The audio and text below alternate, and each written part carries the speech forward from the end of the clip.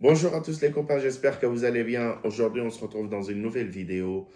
Aujourd'hui, une nouvelle vidéo, comme d'habitude, une vidéo de test où on va comparer deux produits aujourd'hui dont on en parle beaucoup. Et on va vous comparer la fameuse pâte à tartiner El Morjan qui fait, on va dire, beaucoup de bruit et la pâte à tartiner Lucien Georgelin, noisette, chocolat blanc. Donc, la pâte à tartiner qu'il faut comparer à El Morjan. Je n'ai pas pris celle au chocolat. On va comparer, on va goûter, on va savoir lequel est le meilleur. Restez jusqu'à la fin pour avoir mon avis. Abonnez-vous et likez. On commence par ouvrir Lucien Georgelin. C'est une nouvelle boîte que j'ai achetée aujourd'hui. Je ne l'ai pas encore ouverte. Hop, c'est ouvert. C'est la première fois que je goûte à la pâte, que je goûte la pâte à tartiner Lucien Georgelin. Une cuillère. Hop.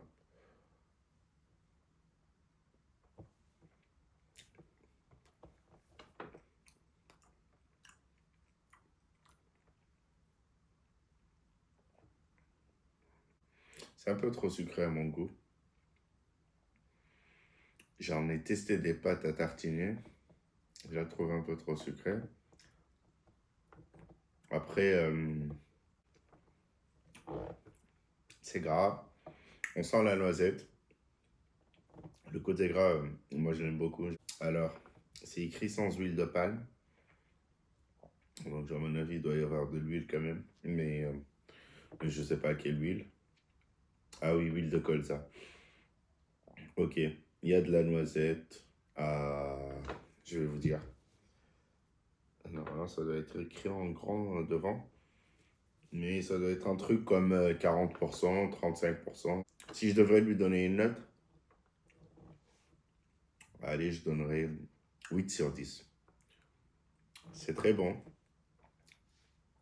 Allez les amis, testons ensemble à nouveau la pâte et le morgin. Je fais ça pour vous les amis.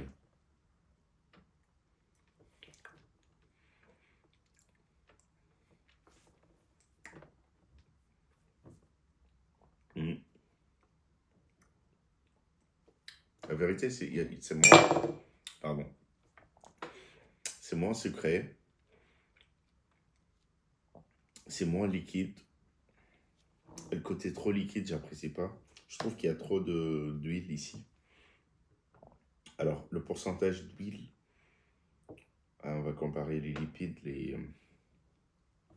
la matière grasse.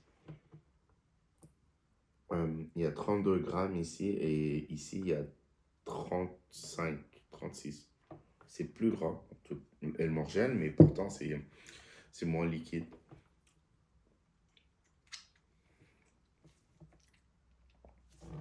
Honnêtement, moi, je préfère elle morgène. C'est mon avis.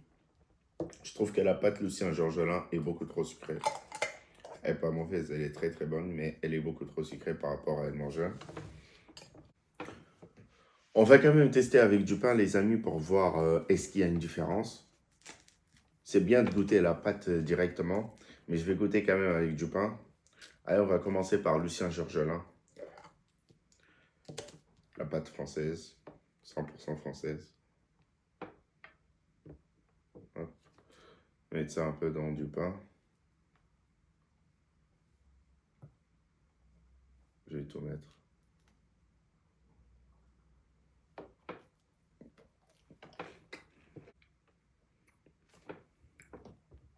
C'est pas mauvais. Hein.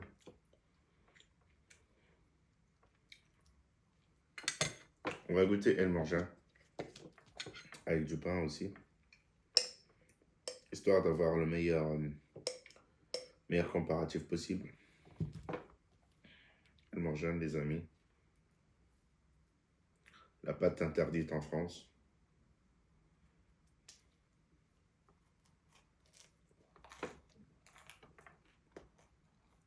En dégustation directe, pour être franc, en dégustation directe sans le pain, je donne El Morjan gagnant, sans hésitation.